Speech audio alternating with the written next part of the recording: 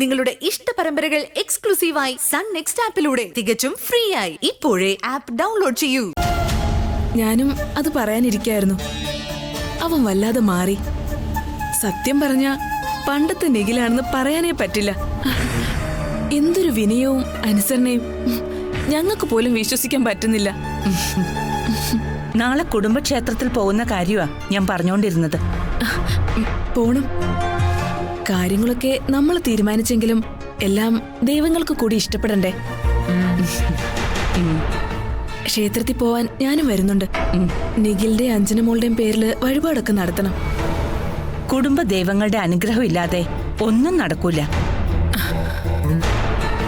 എന്റെ ദേവി, ഞാൻ എന്ത് നേർച്ച കാഴ്ച വേണമെങ്കിലും ചെയ്യാം. അവന് തിരിച്ചു വരാൻ മനസ്സ് തോന്നിക്കണേ. എല്ലാം തീരുമാനിച്ചിട്ട് അവൻ ഇവിടുന്ന് മുങ്ങിയെന്നറിഞ്ഞ ഈ വീട്ടിൽ ഭൂകമ്പം തന്നെ നടക്കും.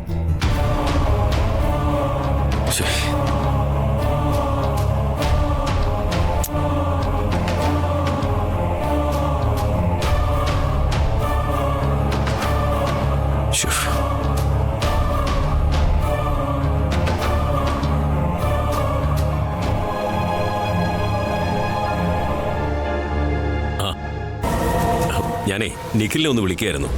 അവനെ വിളിച്ചിട്ട് കിട്ടുന്നില്ല. അവനെവിടെ പോയി? അവനേതോ ഫ്രണ്ട്സിന്റെ കൂടെ ബാംഗ്ലൂരിലോ മറ്റോ പോയി. 2 ദിവസം തിരിച്ചു വരുമെന്ന് പറഞ്ഞിരുന്നു. എന്നിട്ട് അവൻ ഞങ്ങളോട് ആരോടൊരു വാക്ക് പറഞ്ഞില്ലല്ലോ. ഞങ്ങളോടും പറഞ്ഞില്ല. പോയി കഴിഞ്ഞിട്ട് അവൻ വിളിച്ചു പറയുന്നത്. ഇപ്പോഴത്തെ പിള്ളേരുടെ ഒരു കാര്യമേ. എനിക്ക് എതിയുടെ ഒരു കാര്യം ചോദിക്കാനുണ്ട്. എന്താ ചേച്ചി? അഞ്ജന മോളെ നിഖിലിനെ കൊണ്ട് കല്യാണം കഴിപ്പിക്കാമെന്ന് എതി എല്ലാവരുടെയും മുന്നിൽ വെച്ച് പറഞ്ഞത് പവിത്രനോടുള്ള വാശി തീർക്കാനൊന്നും അല്ലല്ലോ അല്ലേ? ഏയ്, ഒരിക്കലും അല്ല. എനിക്കും രഞ്ജിനിക്കും അഞ്ജന മോളെ വലിയ ഇഷ്ടമാ. ആ സന്ദർഭത്തിൽ അതുകൊണ്ട് തന്നെയാണ് ഞാൻ അങ്ങനെ പറഞ്ഞത്. നിഖിലിനോ? അവന്റെ സമ്മതം നിങ്ങൾ ചോദിച്ചായിരുന്നോ? പിന്നെ ചോദിക്കാതെ. അപ്പൊ ചോദിക്കാൻ പറ്റിയില്ലെങ്കിലും പിന്നീട് ചോദിച്ചു.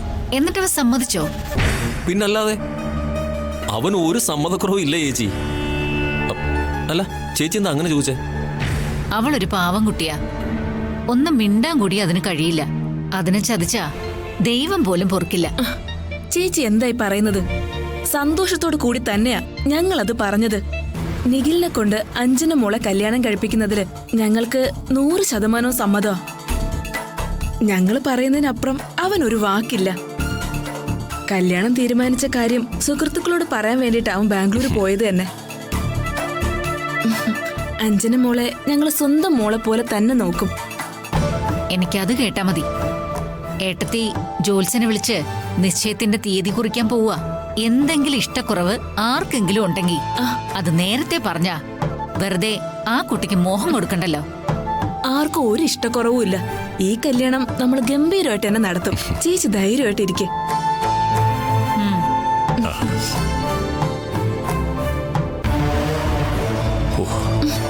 ഇതിപ്പോ ആകെ പുലിവാലായല്ലോ ദൈവമേ. ഓരോരുത്തരായിട്ട് ചോദിച്ചു തുടങ്ങി. എതിയേട്ടാ, നമുക്ക് സത്യം തുറന്നു പറഞ്ഞാലോ? നീ ടെൻഷൻ അടിക്കാതെ. നിങ്ങൾ അവനെ ഒന്നുകൂടി വിളിച്ചു നോക്ക്. ഇടി, അതിനവൻ ഫോൺ എടുക്കണ്ടേ? അവനറിയാം നമ്മൾ ഇത് പറയാനാണ് വിളിക്കുന്നതെന്ന്.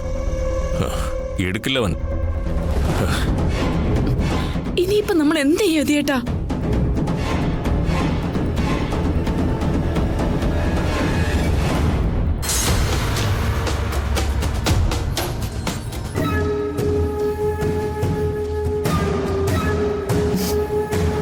അതെ, നാളെ രാവിലെ എല്ലാവരും കൂടെ ചേലൂരിലെ കുടുംബക്ഷേത്രത്തിലേക്ക് പോകുന്നു.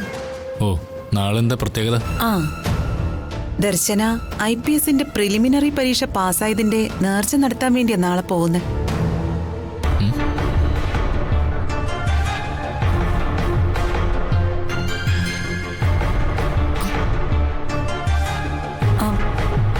പവിയേട്ടൻ എന്താ ആലോചിക്കുന്നത്? അവസരങ്ങൾ ഇങ്ങനെ ദൈവം നമ്മുടെ കൈവെള്ളയിലേക്ക് കൊണ്ടുവച്ച് തരുമ്പോ അതെന്തിനാ വെറുതെ പാഴാക്കുന്നെന്ന് ആലോചിച്ചതാ. അവര് പോകുന്നത് ചെമ്പകപ്പാറയിലെ കാട്ടുപാതയിലൂടെയാ. എന്തെങ്കിലും ചെയ്യാൻ പറ്റിയ അവസരം. എന്നാ പിന്നെ ചെയ്യണം.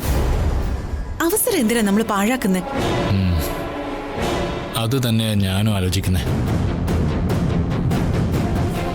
എല്ലാവരെയും ഒരുമിച്ച് തീർക്കാൻ കഴിഞ്ഞില്ലെങ്കിലും സുമംഗലെങ്കിലും തീർക്കാൻ കഴിയും. ഞാനേ ആദ്യം ഒരാളൊന്ന് വിളിക്കട്ടെ. ആരെ വിളിക്കാൻ? മിന്നൽ രാജുവിനെ. എല്ലാം അവൻ തീർത്തോളും.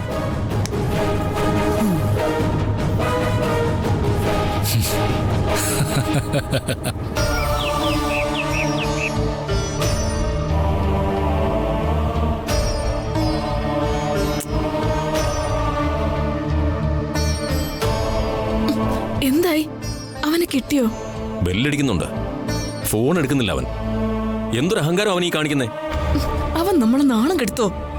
അങ്ങനെ എന്തെങ്കിലും സംഭവിച്ചാൽ ഞാൻ മുൻപ് പറഞ്ഞത് വെറുമ്പാക്കാവില്ല. എന്റെ അന്ത്യകർമ്മങ്ങൾ അവന് ചെയ്യേണ്ടി വരും. ആ, നിങ്ങൾ റെഡിയായി കഴിഞ്ഞോ? ഞങ്ങള് ഏട്ടത്തി വരാൻ കാത്തു നിൽക്കുമായിരുന്നു. അല്ല, നിഖിൽ എവിടെ? അവനെ കണ്ടില്ലല്ലോ.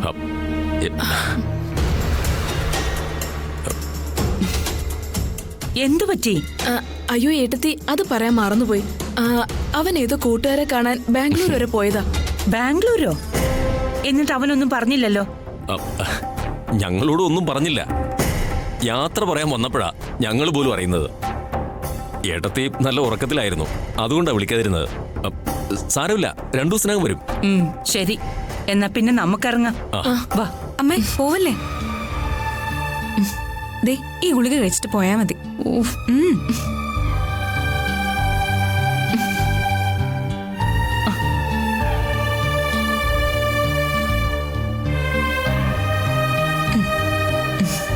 നീയും കൂടെ വരേണ്ടതായിരുന്നു. അഞ്ജനമോക്ക് കോളേജിൽ പോകാൻ നേരമായി അമ്മേ. ഞാൻ അവക്ക് പോയി ബ്രേക്ക്ഫാസ്റ്റ് കൊടുക്കട്ടെ. നിങ്ങൾ പോയിട്ടോ അമ്മേ. ഉച്ചയ്ക്ക് കഴിക്കാനുള്ള ഗുളിക ഞാൻ ബാഗിൽ വെച്ചിട്ടുണ്ട്. അത് കഴിക്കാൻ മറക്കല്ലേ. ചിലപ്പോ അതിനു മുൻപ് ഇവിടെ എത്തിയെന്ന് വരില്ല. അയ്യോ, ഞാൻ ഏറ്റു. ഏത് സാറേ, സൂക്ഷിച്ചു പോണേ. അമ്മയ്ക്ക് ബോഡി പെയിൻ ഉള്ളതാ. നീ എന്നെ ഒരു രോഗിയാക്കി മാറ്റല് കേട്ടോ. ഇവളുടെ ഒരു കാര്യം. വാ.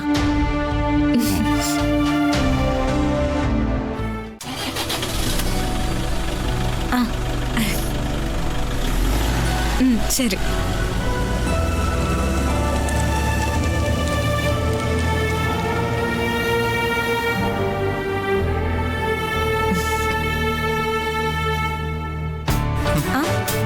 ഞാനേ ചോട്ടുനെ കോളേജിൽ കൊണ്ട് വിട്ടിട്ട് തരാം. അഞ്ജു, നീ ബ്രേക്ക്ഫാസ്റ്റ് കഴിക്കുന്നില്ലേ? കൊള്ളാം. അല്ല, താനെന്താ അമ്പലത്തിൽ പോയിരുന്നേ? എനിക്ക് കുറച്ച് ജോലിയുണ്ട് രൂപേഷ് ചേട്ടാ. നമുക്ക് ഒരുമിച്ച് പിന്നെ പോവാം. ആയിക്കോട്ടെ ആയിക്കോട്ടെ. എന്നാ ഞാൻ ചോട്ടിനെ വിട്ടിട്ട് വരാം.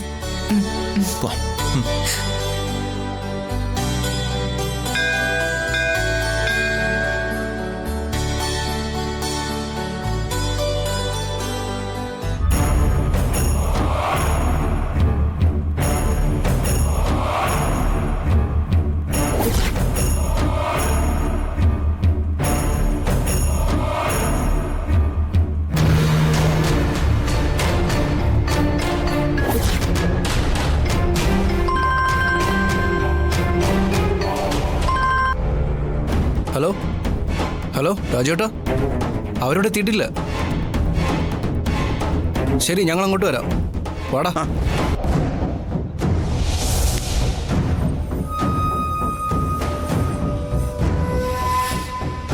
അവര് ക്ഷേത്രത്തിൽ എത്തിയിട്ടില്ലെന്ന് ഉറപ്പല്ലേ?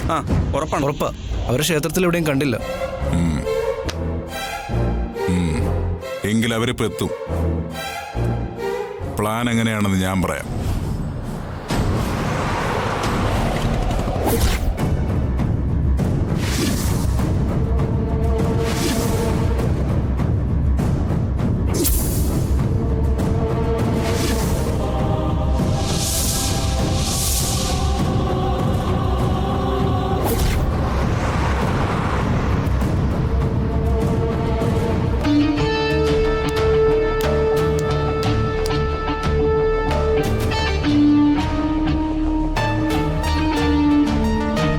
എന്തായി?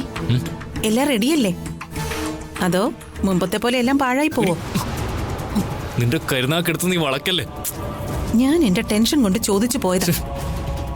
പിന്നീട് പോലീസ് അന്വേഷണം വരുമ്പോ നമ്മളാ ഇതിന്റെ പിന്നിലെന്ന് മനസ്സിലാവോ? എടി, ദർശനയും മിന്നൽ രാജുവും തമ്മിൽ നേരത്തെ ഇതുപോലെ പ്രശ്നങ്ങൾ ഉണ്ടായിട്ടുണ്ടല്ലോ. മിന്നൽ രാജുവിന്റെ ആളുകളും ദർശനയും തമ്മിൽ സംഘർഷം ഉണ്ടായിട്ടുമുണ്ട്.